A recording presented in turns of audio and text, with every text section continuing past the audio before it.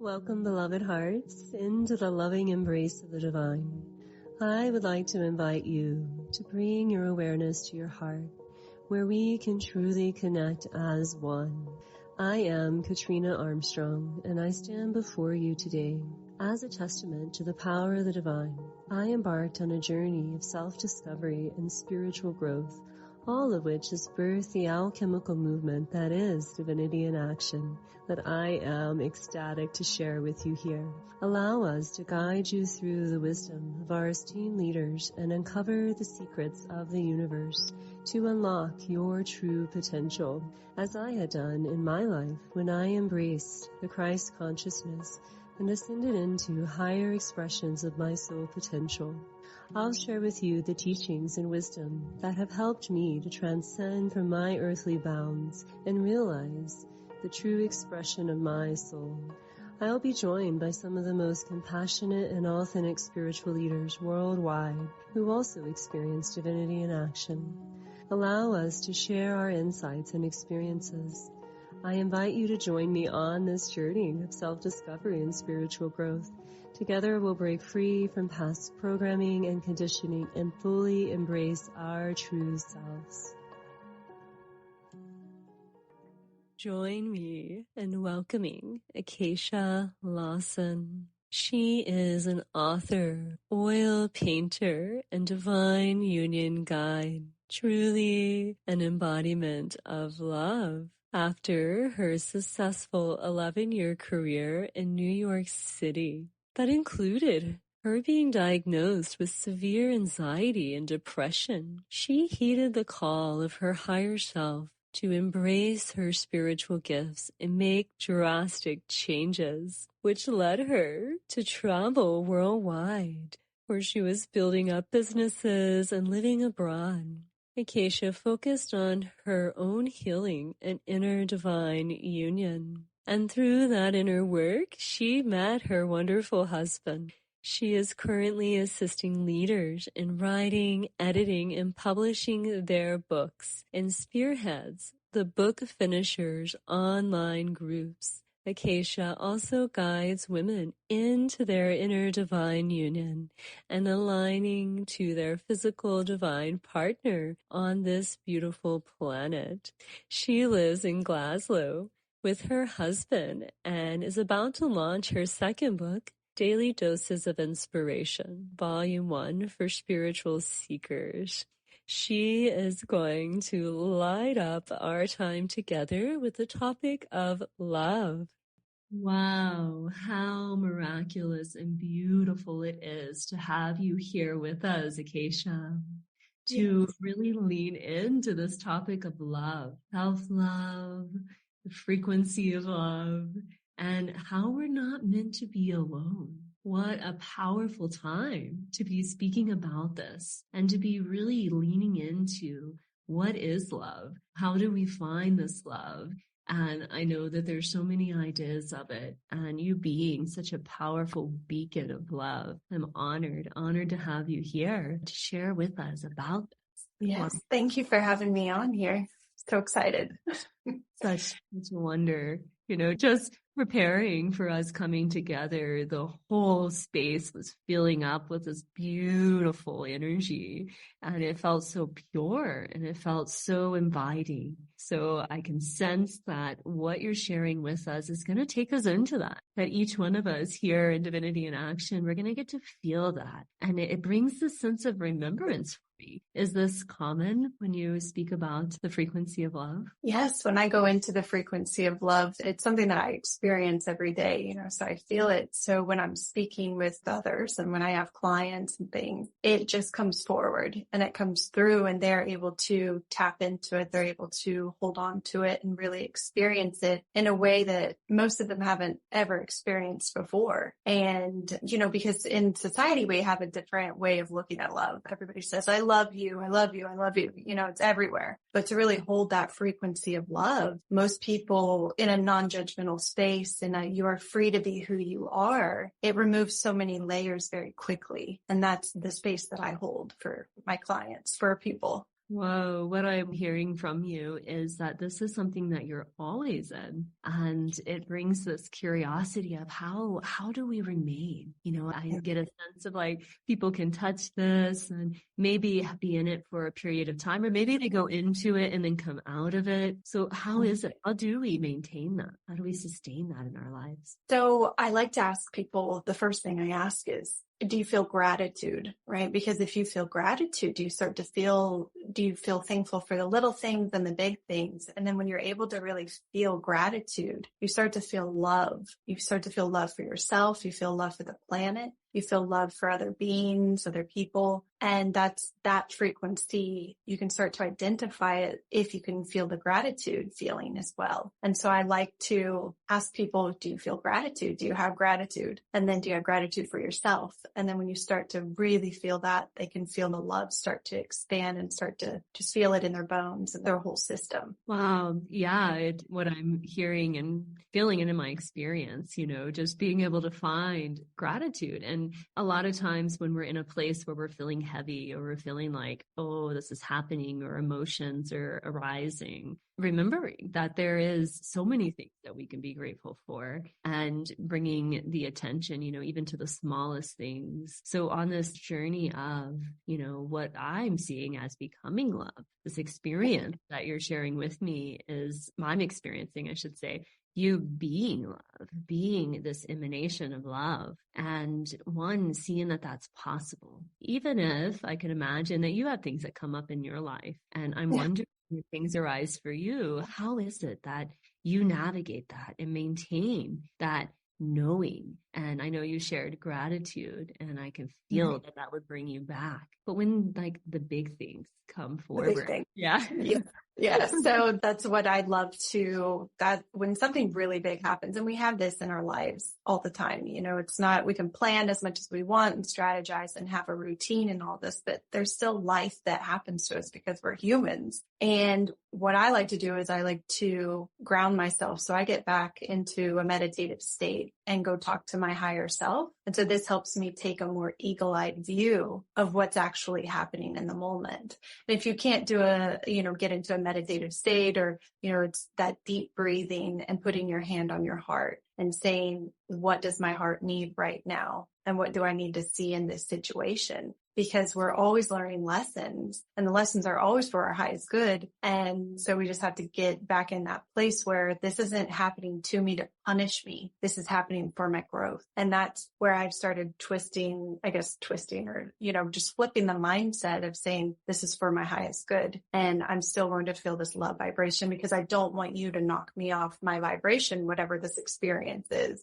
Mm-hmm. And it takes practice, just like with anything, meditation or yoga or anything. It takes practice to get into that. But then once you're used to it, it takes so much more to knock you even slightly off of it. And that's what I think the beauty is that it's so much easier to quickly adjust back to it and say, oh, nope, I'm going to take this eagle-eyed view of it and be able to really, really feel love. Wow. When you say that, it gives me the sense of us being in this co-creation, that we're not meant to like be trying to plow through something and like, I've got to maintain my vibration and this is so important. And it feels like there's something here. There's something here that you're kind of hinting at when you talked about communicating with your higher self. So how does this work? How can we bring that in? And it feels like an important piece. Is this true, to be in that co-creation? 100%.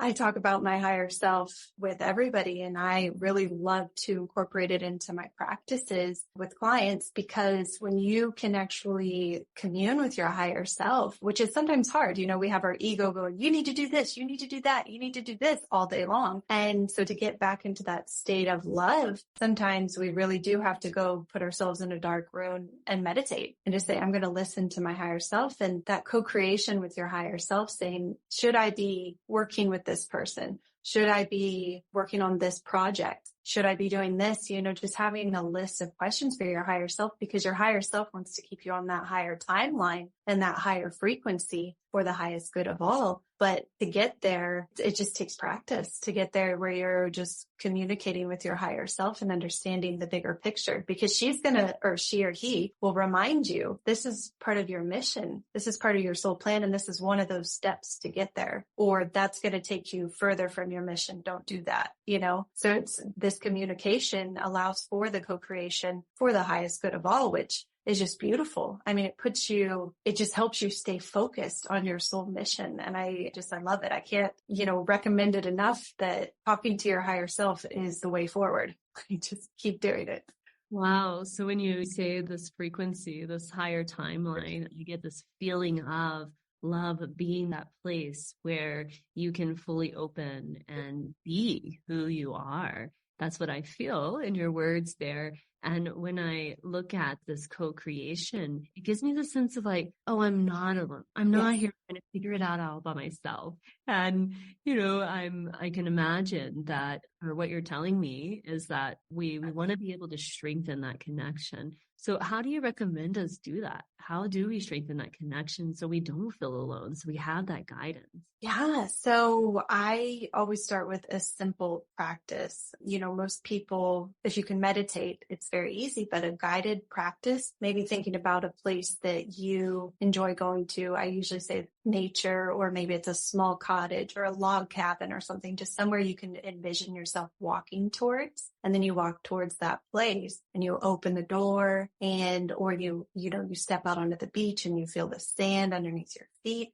And then you look to your right and you see a version of yourself. And it can be any version. It can be an older version or just whatever version wants to come forward. And that version of you is giving you so much love. They're smiling at you. They can't wait. They're so happy you came. They are excited. And then that version says, do you have anything you want to ask me? Or you can say, can I ask you a few questions? And you just start strengthening your relationship. That way you can start off with a few questions and then you can thank them for their time and that you'll be back, and you can start to build it that way. And that's one of the simpler ways to build that relationship up. So every time I guide clients on this, the overwhelming feeling of love, most people are reduced to tears. And I feel the same way when I meet my higher self. Sometimes I'm still just cried. I'm like, I love you so much. She's like, I love you too. So it feels like the sense of getting to meet yourself in this frequency of love, getting to meet yourself in this, like, not having anything weighing on you, pushing into you. So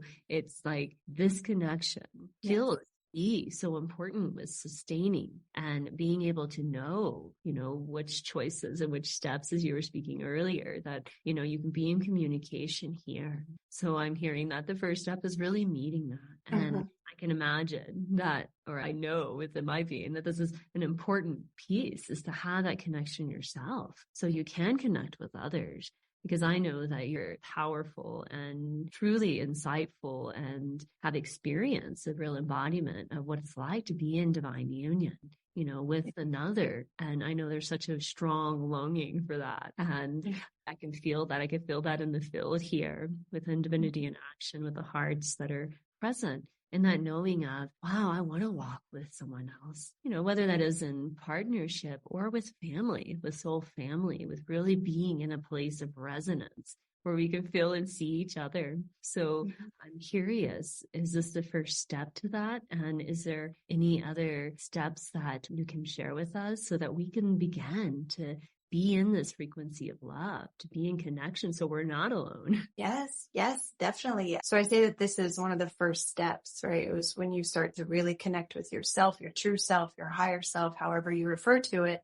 And you start to feel that love, and you understand that love comes from within you. That love is connected to source, and you're really starting to build that relationship. And as you build that relationship, you start to understand, I'm connected to everything, but I love everything as well. And I love humans, and I want them to, ascend, and I want them to be happy and joyful and in love as well, and having love. And when you start to experience that more and more, you're starting to fill yourself up from within. right? You're filling yourself up with this light and this love. And that way you can connect with others easier. You can connect with your soul family easier. You can call them in. They see you easier.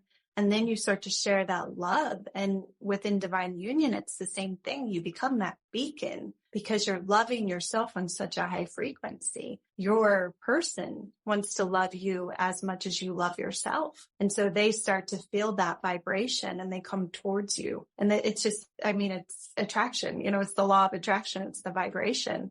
And that's what it is. And so the first step is truly the inner love. It really is. And it sometimes sounds so cliche. Oh, have self-love, but it's like, no, really. It is about that higher self love as well. Just feeling that and knowing that you are never alone. You are always connected to your higher self. They are always right there wanting to help you and guide you however they can. And they'll say, if you ask them about specific people, and it might be, no, you shouldn't, build a friendship with that person or a business with that person, it's not going to work out well or something like that.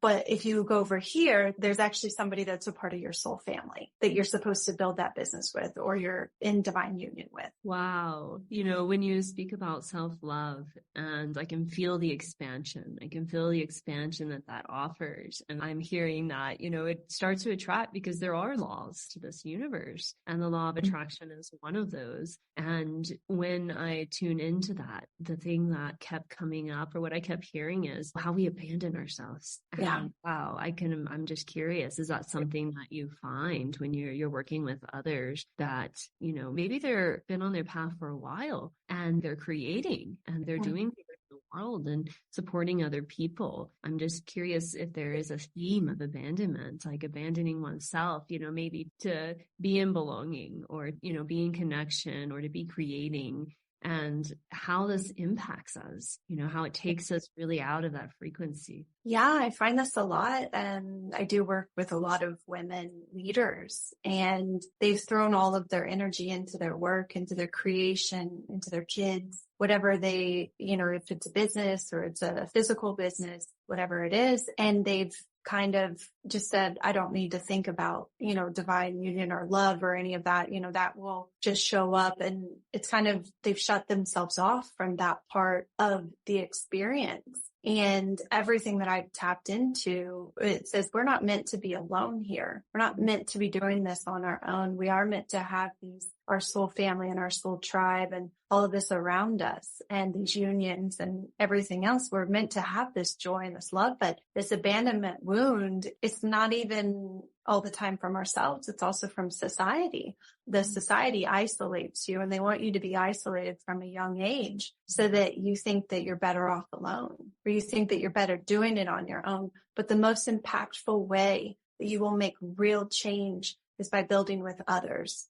And that's just what we have to relearn, because a lot of us were taught you have to do it on your own. You have to prove how great you are and how this and that. And it's like, but we can make these huge changes when we're together and we're on these same frequencies. And so within my clients and within a lot of people I see online, it really is this abandonment of self. And that's why I go into, okay, we're going to go talk to your higher self so that you can meet this part of you that will tell you, because if I say it, oh, hey, you have a person out there that wants to be with you or your soul family, that's not as powerful as when your higher self says, no, your person's out there. They're out there for you.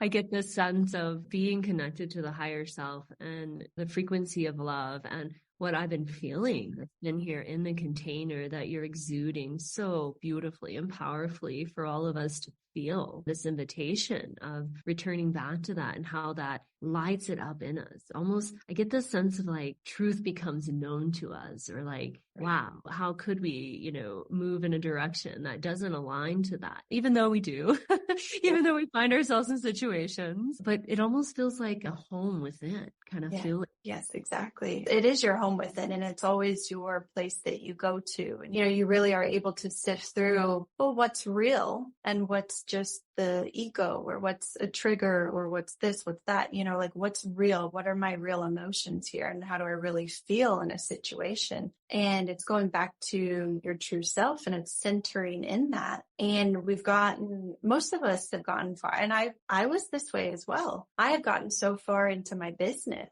and this is what I'm doing, and I'm making this much every month, and I'm helping this amount of people, and look at me go, I was really driven and I was really doing it. But I came from working in New York City for 11 years. So that was my, that's that mentality. And then when I started to understand, I was pushing love away in order to keep myself in this box that I thought I had to create. When if I just opened up, if I just allowed love in, it allowed for so much more expansion and miracles to happen, for the alignments to happen that I can't even explain. Because when you're on this frequency of love, things manifest that you didn't even know you wanted. You were like, what? I don't even know how that happened, but that happened. That's amazing, And so, okay.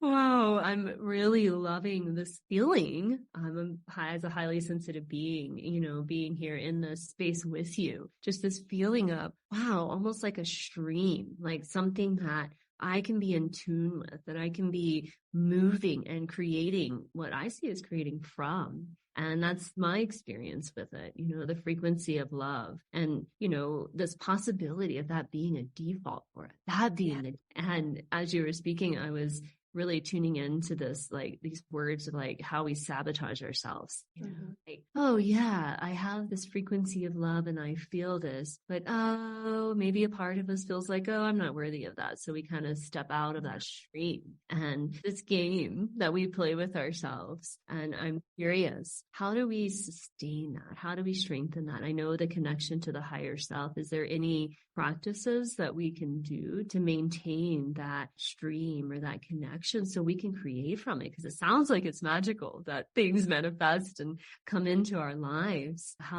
Is there any tools or things that you found to be supportive? I like to say gratitude list is one. Keeping a small gratitude list every day. I have a gratitude journal. Gratitude is the number one way to manifest and to consciously create. And so just keeping a small journal, 5 to 10 things every day, small things, big things, it doesn't matter. You can be grateful for fresh water. It doesn't matter. And you just keep that practice going. And I would say keep it going your entire life, if possible, to maintain that frequency. Because as soon as you start thinking about things you're grateful for, then you start thinking about, oh, what do I love? What do I love? Oh, I love salad, or I love plants. I love to hug trees. I love to cry next to trees. Whatever it is, it doesn't matter. So you start to get in that same frequency because you're grateful. And then, so that's one, the gratitude list, I think is the number one thing that you can do for yourself, but it's also really getting that subconscious reprogrammed.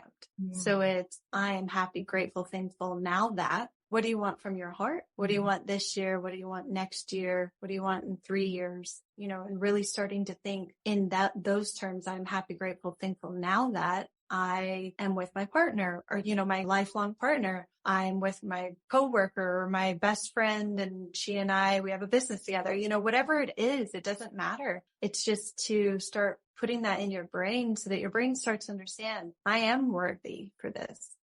Because your brain is still, trying to come to terms with, who am I? What am I supposed to be? I'm on this soul mission, but what does that mean? Because I live on the earth and I was trained from a young age to get a job, work, die.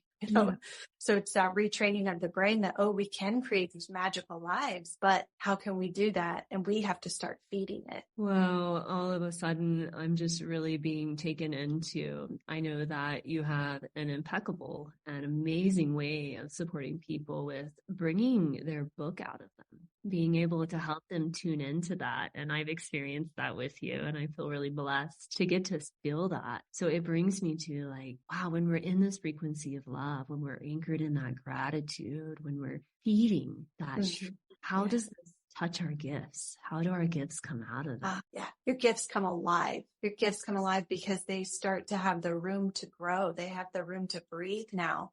And so the stream that you get into, like that higher self stream, is that stream where you're saying, okay, let's create what I came here to create. And I came here to show what I can do. Like I came here to have fun. And I came here to say, okay, this is what I feel like creating and I'm going to do it. And you're allowing yourself, as soon as you say, yep, I'm going to allow myself to do this, that's when you start getting all the ideas and the downloads. And definitely have an idea journal, because once you start letting your higher self talk, she or he is going to tell you so many ideas, and you're going to have to figure out which one is a priority for you on your soul mission, because there are going to be a lot of ideas that want to come through you, because there are no limits.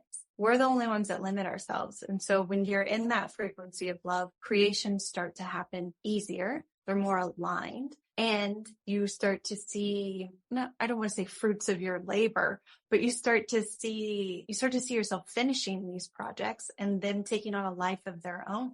And then you're like, oh, wow, that can happen. That's amazing. I'm going to do this again, or I'm going to create something else that's, even different, even bigger. And that's the magic. Wow. I'm really appreciating the simplicity of it. Like a lot of times we want to make things complicated, right? Our mind wants to complicate. Yes. And where we're talking here about love, we're talking here about a powerful, and I know in my life and in my experience, when that activated in me, when that connection happened, to my higher self. And what I experience love as is, for me, is the Christ consciousness and that connection, and how like my world just started changing, started showing itself to me, because I was willing. I was willing to let go. I was willing to feel and to see again. And I'm really appreciating, and I would really love for everyone here to really grasp this simplicity, how simple this really is. And it's the willingness is what I'm gathering here from the conversation, to be in that place of gratitude, to be in that place of allowing it to open up, and power. And I think that's the biggest piece here, the power in this simplicity. Yes. I'm really appreciating that. Oh, and it's something that I can't stress enough, is that, are you willing to be still? Are you willing to be still enough to allow yourself to feel the love, right? Because it takes a few seconds and then you can feel the vibration, but you have to be, be still. Don't be running around doing 50 different things. Be still and feel it. And then allow the ideas, the creations, allow other things to come to you, and be open to, and I say this every day, and I also have my clients, and if you can get into a extended child's pose and do it for yoga as well, it's the ultimate pose of surrender, I say. But say, if you can get in that, or just be sitting down and just say, I surrender to the divine plan. I surrender to the divine, to God, however you want to phrase it. And just say, I surrender to you today, and see what happens. Because when you say that, it's powerful. You're saying, I surrender to that. I'm not letting my ego have me running around in circles doing all this busy work. I'm going to surrender and see what happens. You do it a few days in a row with the gratitude list, and your life is going to change exponentially. Wow. It has this feel, or this sensation in me of it being kind of, well, I know it's foundation. It's like, hey, this is the foundation of truly creating here. So the power of what you're speaking, the power of love, the power of being able to cultivate this love is what gives you access, in my experience and from what I'm hearing from you, to really create here, to allow for things to manifest, to come into your life, because they're there. They want to come to your life, right?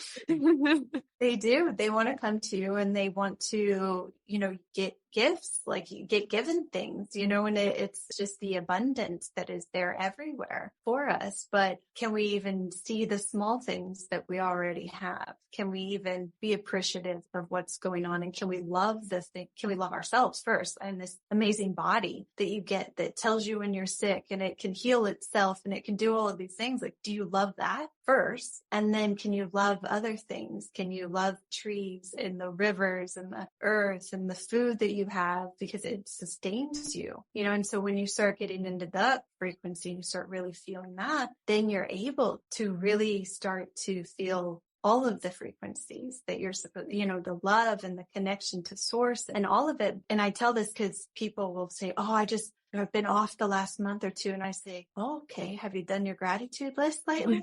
have you sat still? And they're like, what? I didn't think I needed to do that anymore. No, you always need to do that. That's the number one thing to get back to is the gratitude list and the sitting in stillness and saying, I surrender to you. Wow. It has this really strong, in what I'm feeling and what I'm hearing from you is all of these incredible ways, the gratitude list and connecting with the higher self, going on a journey with that to bring us back to this feeling and this knowing of love, which I'm experiencing through this conversation as our true essence, like how we're able to be our true selves here. And this surrender that you speak about is really about surrendering to ourselves. Basically, surrendering to all the fun and the joy that we want to have and that we came here to have after we got through our lessons, after we got through the part of growing up and learning all of the systems here and what was happening and, and how humans are. And then now it's time to have fun. Now it's time to get back into this frequency of love and to relearn what we love to do as a child and to start really showing ourselves that, hey, I love myself first. I came here to do this and I'm going to have fun doing it. Wow. Yeah. This image of just us already being love keeps coming in, like we are this. And it's really about releasing what we're not, just back to that, like pulling off the layers, just pull it out. Wow. And I'm appreciating how when we look at, succeeding in life or, making connections with others, all of it takes us right back here, takes us right back to this connection, right back to, wow, how are you? Where is the love for you?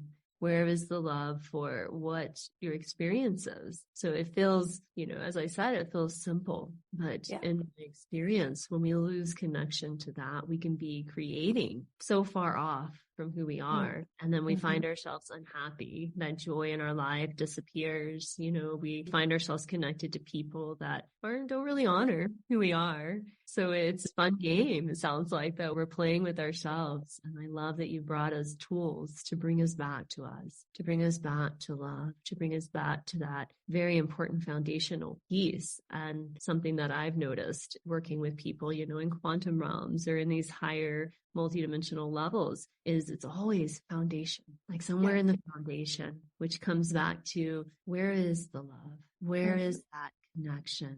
Where is that ability to be able to see things from your innate, to see things from who you really are? So I love this conversation, and it feels so important right now when we look at, not meant to be alone, that we're meant to be in this place. And the only way we can truly connect is to be the love that we are, is what I'm hearing from you. Yes. And I know, and it sounds so, everybody wants some life shattering, earth shattering idea of, it's got to be so hard, but it's hard to do it for a little bit once you're breaking out of the systems and what you're used to and everything. But then once you get into the rhythm of it and you get into that place where, wow, everything, you look behind you and you go, a month ago, everything was nuts. And now everything's just smooth and it's beautiful and I'm having so much fun and it's amazing. And this is the other part. This is when the ego goes, okay, you don't have to do any of that stuff anymore. Whoa. You don't need the gratitude list anymore. You don't need any of that. Just, you're fine. And then things start to slow down and it gets denser. And you're like, what's happening? And then it's just going back to that simple thing, going back to those simple things again, to remembering the love, to remembering your higher self, to remembering the gratitude, and just going back to those again and again and again, because that's what centers you on this planet. And it anchors that in, it anchors that love in, and you stream it down, you're streaming it down and up. So you are a beacon for other people. Wow. A beacon of love. I'm just really feeling how important it is that we are in connection with this so that we're aware of what we're creating from even. Like, what are you creating from? And in my experience, you can only receive as much as you can hold. And it sounds like you're giving us a very powerful and important piece that will allow us to be able to hold more of the joy. Or even, if there are people, or if they're, like a divine union, or like things that we want in our life, whether that's to build a movement, or if that's to, have a home that can hold, their loved ones, or whatever that is. It's really keeps bringing us back to this, like, what are you doing it from? Where is that connect at? So I would love to, as we're kind of winding down the space here, but knowing everyone here is still taking with them this connection to the love that is within them, to the love that is fueling all of us, and this journey and this opportunity that you're speaking about, that, as we said, can sound so simple. It's not necessarily always easy, but you've given us tools for that. I would love any last words or messages that want to come through. Yes, I want you to know that you are all loved and protected and guided. There's nothing to be scared of. There is nothing to fear. It's joyful once you get to the other side of just getting rid of some programming and just letting yourself get out of those old habits and going into something new and trying something new, and really embracing feeling more love. And it's joyful, and you all deserve it. Ooh, you deserve it. You are worthy. You are worthy of the love. You're worthy of you, right? You're worthy of the love that you are. Yes. And in order to feel or to know that love, it is that inner connection that is so important. Wow. Breathing into that, breathing into this journey of returning to love, of knowing that we're not meant to be alone. How beautiful. Thank you, Acacia, for being here with us, for sharing your essence, for sharing your wisdom. It's been such an honor. And may this continue to ripple out, as I feel it's already doing. For each of the hearts that are here in Divinity in Action. So much love to everyone. Bye. Oh, beautiful hearts, let's take a moment here to breathe into yet another powerful message from our Divinity in Action alchemical movement. I hope you found the teaching shared in this episode to be enlightening and empowering. Also, that you will take space for yourself to work with what was offered for your discovery and growth. Once again, I invite you to unlock your divinity through the wisdom of our speakers and to harness this beautiful energy to your benefit that will increase abundance, clarity, and freedom in every aspect of your life. By experiencing Divinity in Action, we will break free from past programming and conditioning and fully embody our true selves.